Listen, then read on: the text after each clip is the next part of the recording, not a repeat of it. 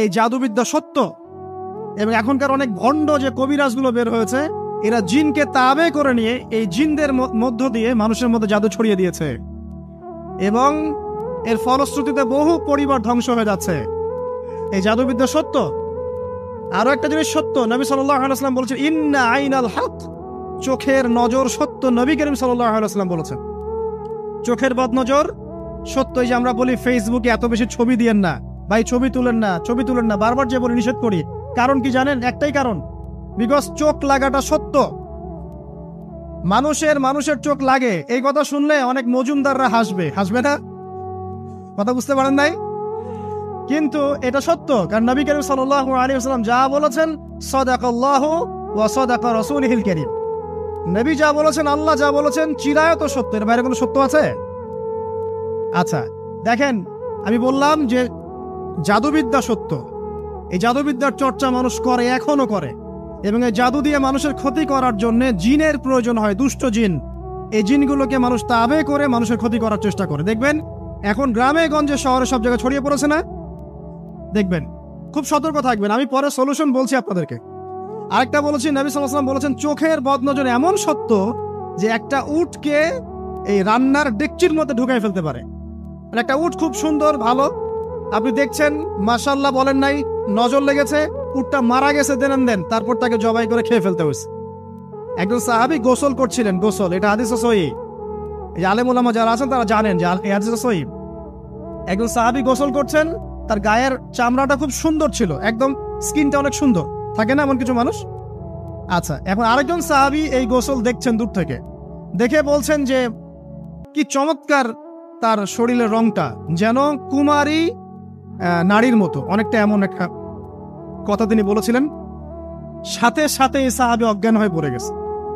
কোন সাহাবী? যিনি গোসল করছিলেন।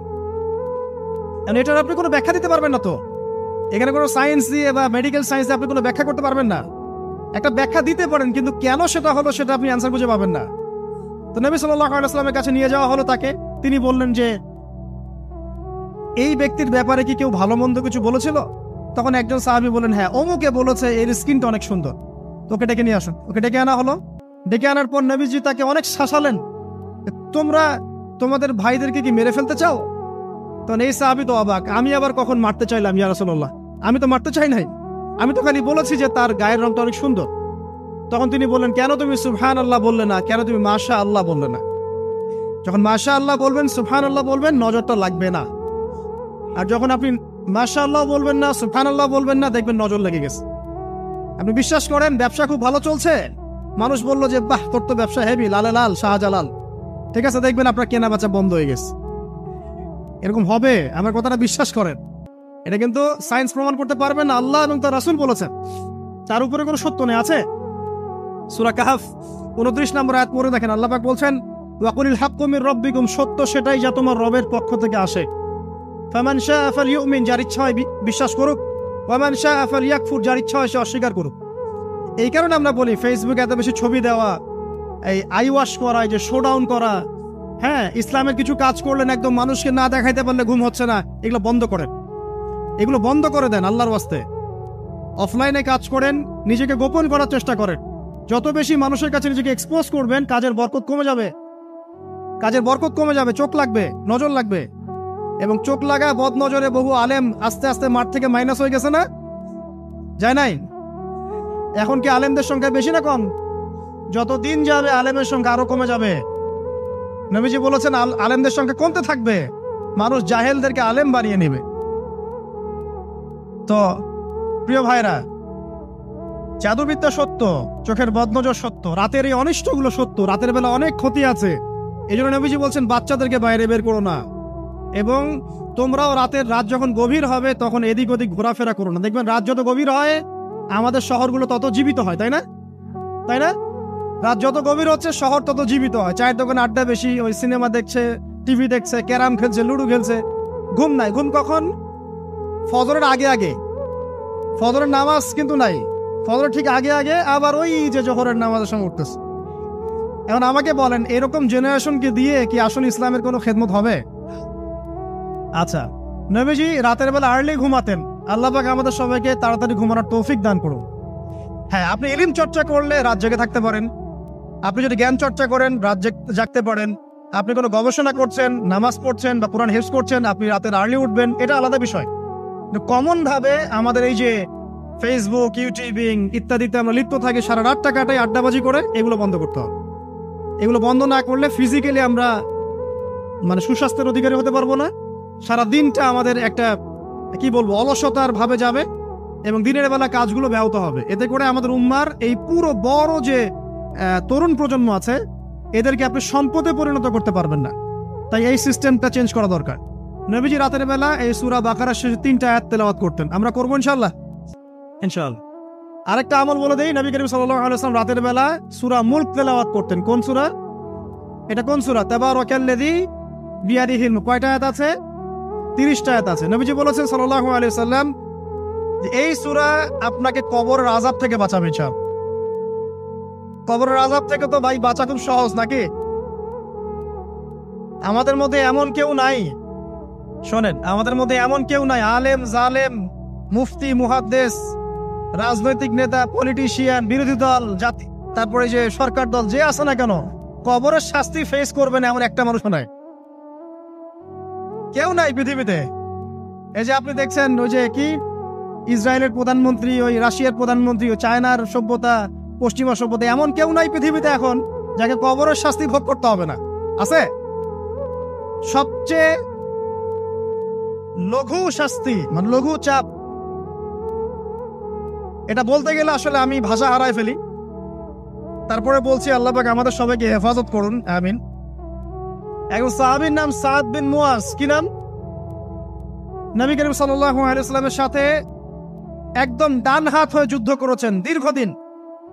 বদর তিনি বীর সেনা, উহুদের বীর সেনা, ঠিক আছে, খন্দকের যুদ্ধেও বীর বিক্রমে যুদ্ধ করেছেন। তিনি আনসার সাহাবী, একদম মদিনার নেতা সাহাবী। সব সাহাবী কিন্তু একরকম নন, কেউ ছিলেন নেতৃস্থানীয় সাহাবী, তিনি ছিলেন একজন নেতৃস্থানীয় সাহাবী, ঠিক আছে।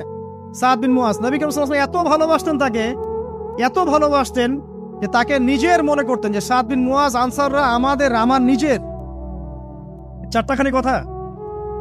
এই সাহাবীর খন্দকের যুদ্ধে এই যে হাতের এই দিকে সম্ভবত হাতের এই রগের মধ্যে একটা তীর এসে লাগে এখানে, এবং তীরটা তিনি বের করতে গিয়ে রক্তটা ছিঁড়ে যায়। এরপর ফিনকি দিয়ে রক্ত বের হওয়া শুরু হয়। চিকিৎসা করে করে রক্ত বন্ধ করা যায় নাই, এবং এই রক্তের প্রবাহিত রক্তেই আল্লাহর ইচ্ছায় তিনি শাহাদাত বরণ করেন, তিনি ইন্তেকাল করেন। নবী করিম সাল্লাল্লাহু আলাইহি ওয়াসাল্লাম প্রচন্ড ব্যথিত হন, মানে মনটা তার খুব নরম হয়ে যায় সাদ বিন মুয়াজ রাদিয়াল্লাহু আনহুর জন্য। তো এই সাহাবীর যখন জানাজার নামাজ পড়ানো হচ্ছে, নবীজি বলছেন 70,000 ফেরেশতা তার নামাজে অংশ নিয়েছে। আর এই সাহাবীকে যখন কবরে শোয়ানো হয়েছে, নবী করিম সাল্লাল্লাহু আলাইহি ওয়াসাল্লাম পরে জানিয়েছেন কবরের যে মৃদু চাপ, সাদ বিন মুয়াজ রাদিয়াল্লাহু আনহুর কবরেও সেই মৃদু চাপ দেয়া হয়েছে। আমি কি বুঝাতে পারলাম ভাই? আমাদের কোনো দাম আছে এখনকার পলিটিশিয়ানদের কোনো দাম আছে? এখনকার সমাজ নেতার কোনো দাম আছে? এখনকার সুদখোরদের কোনো দাম আছে? এই ঘুষখোর দুর্নীতিবাজদের কোনো দাম আছে? আমরা যারা কাঠমোল্লা হয়ে আছি আমাদের কোনো দাম আছে? সাদ বিন মুয়াজ রাদিয়াল্লাহু আনহু যদি কবরের শাস্তি তাকে না ছাড়ে, প্রশ্নোত্তর পর্ব তাকে না ছাড়ে, আমরা পার পাবো? নবী করিম সাল্লাল্লাহু আলাইহি ওয়াসাল্লাম বলছেন সূরা মুলক তেলাওয়াত করো রাতের বেলা, ইনশাআল্লাহ সূরা মুলকের তেলাওয়াত কবরের আযাব থেকে তোমাকে বাঁচান। আর আমাদের তো ভাই কবরে সবাই সাথে যাবে না, গার্লফ্রেন্ড যাবে না, বাপ মা ভাই বোন সবাই যাবে না। একজন ব্যক্তি সুদ খাচ্ছে, জিজ্ঞাসা করে দেখেন কেন খায়, বলবে তার সন্তানের জন্য খায়, তার বউয়ের জন্য খায়, তার মা বাবাকে দেখতে হবে তাই খায়, তাই না? একজন ব্যক্তি ঘুষ খায়, বলবে আমার পরিবারের জন্য খাই। একজন দুর্নীতি করছে, পুকুর চুরি করছে, বলবে দুর্নীতি করছে আমার পরিবারের জন্য খাই, পরিবার ভালো থাকবে।